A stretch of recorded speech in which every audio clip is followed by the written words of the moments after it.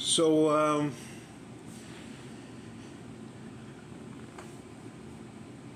VG10 Animal Mother, you made that video for me, that economy cowboy loadout. Um, it's taken me a little bit to get around to doing a response, but um, it was really good, and I don't really know where to start. I'll start with this. You know, you have some, you know,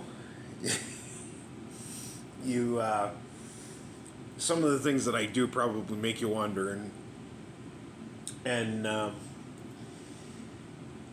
tell you the brand of fucked up I am. One of the guns that if it was made I would buy, and I have no good reason for this, would be a 9mm bolt action carbine. If something like that was made, I would buy it. That's the brand of fucked up I am. You'd mentioned with the handgun stuff, and I don't see one handgun being the answer to everything, and that's kind of why I'm looking at that J-frame 38 for, in more of an urban area as a ticket to get out of a situation. And I'm looking at something bigger that would be more for the outdoors. There's a, and if it works for the outdoors, it'll work for people too, really. And I'm kind of torn on that one, on that full size handgun. If that would be something in 10mm or 45 Colt, I really don't know. And you also had mentioned with the AR-15 stuff, and I think part of the reason why I never got into the AR-15 thing was that I had that Mini 14 years ago, and the caliber was just kind of an odd caliber for me. And I know I've said this several times, but I'm looking at revisiting it. And you gave a lot of information in that video, so much so that I actually took some notes. Getting an AR-15 is ways down the road for me.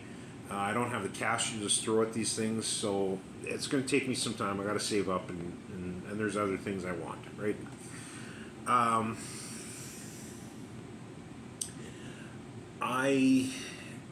I think there's one of the questions I had was, you mentioned fixed sights and a red dot. And I was just kind of wondering how the two work together, because I was thinking a red dot, but those flip up sights, I don't know, maybe you can illuminate that a little bit for me.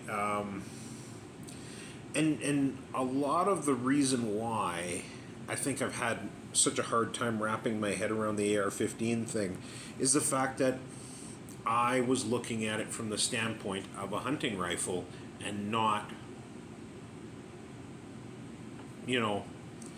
as more of a defensive or offensive tool, right? So the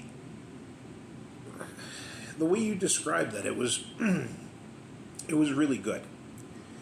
Like I say, I took notes for the future, and I'm sure I'll have questions when that comes, but really appreciate that. That's what I'm trying to say. You mentioned some stuff with like lever actions. I'm not anti-lever action. I own a few lever actions. Yeah. I think I could get into my discussions of what I think the future of lever actions are, but that's another topic.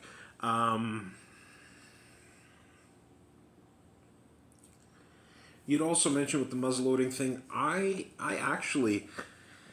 have muzzleloaders. I've muzzleloaded hunted for a lot of years, and that's kind of why some of what I was saying to you was as it was, because I stick with 50 caliber because 50 cal. The only thing I don't have is the muzzleloading handgun, but that I see that's kind of the hole in my black powder stuff. But the reason why I stick with 50 caliber is because it's so common. You can get so many projectiles, and if it's an inline, you can use those pellets and all that stuff, right? I primarily have stuck with one brand of muzzleloader. I've veered off. Don't get me wrong. Like I've done the Italian stuff and that, and but primarily for a serious muzzleloader, I've stuck with Thompson, and I've often thought if I didn't get a Thompson, I'd get a Knight. My only reason for that is because they do a really good job of pressure testing or pressure proofing or whatever their barrels. I've never heard of a Thompson or a Knight blowing up. I have heard of the Italian ones blowing up. And I don't know anything really about the Indian made ones. I think that's kind of more of a reenactor thing, but I don't know. Like it's that's kind of a gray area for me that I really know nothing about. You'd asked my opinions on the gun that you were looking at, and I only have one thing to add to it, because I'm not a mare's leg guy. I've owned two of them just because I thought the old Steve McQueen Western Wanted Dead or Alive was really cool. I had one in 44 Magnum. I sold it. I have a 22, but it's stashed someplace. And I'll be honest, I don't know. It doesn't... That type of gun to me is just... It seems very awkward. I will say that Mossberg Shockwave has always interested me, but it just... I don't know. I would be interested to shoot one just to see what it's like to shoot, but I find that not a pistol, not a long gun kind of thing. I find that too awkward. That's just me. But if you like it, that's cool. And so it kind of sounds like you've got some really good ideas on what you want. So I would go with what you want. And I'm not trying to be like a smartass or something by saying that, but you really seem to know, or at least have a good outline of what it is that you think is cool and gives you the fizz, and so I respect that.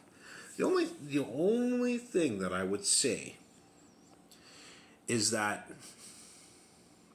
for ideas, if you looked at images of blanket guns. So during that 1820s to 1840s time frame, it was a common thing where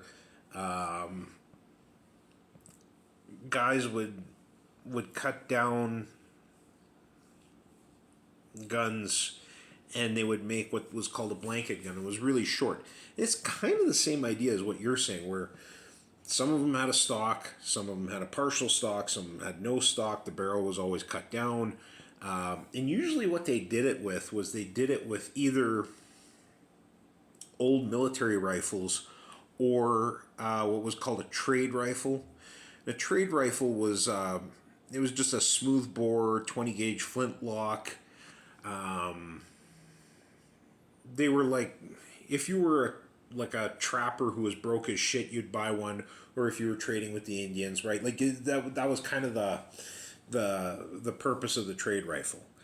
But they usually use those, or like I say, the old military rifle or whatever. But they would do all kinds of fancy like brass tack work and all kinds of stuff like that. So it's probably down the lines of what you're looking at. Once again, it's not what I would do, but I don't think you should do what I would do. I think you should do what you want to do. That's my personal opinion. Um, so yeah, hopefully that gives you a place to go for some ideas. Anyway, everyone, take care.